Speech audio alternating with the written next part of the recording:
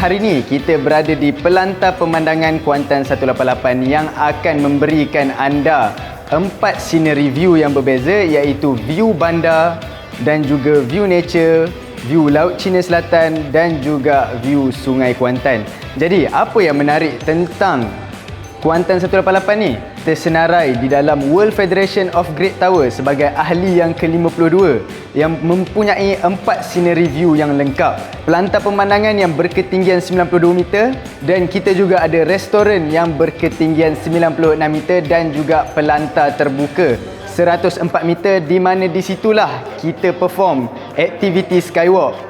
Jadi, salah satu fakta menarik yang ada di Kuantan 188 adalah Guinness World of Record yang dipegang oleh Justin P. Butler yang menyelesaikan 104 terjunan dalam masa 24 jam, yang mana beliau hanya memakai satu parachute dan tiada parachute spare. Jadi, tunggu apa lagi? Jom datang ke Kuantan 188 dan rasai sendiri view yang breathtaking daripada Kuantan 188. Jumpa anda di Kuantan 188.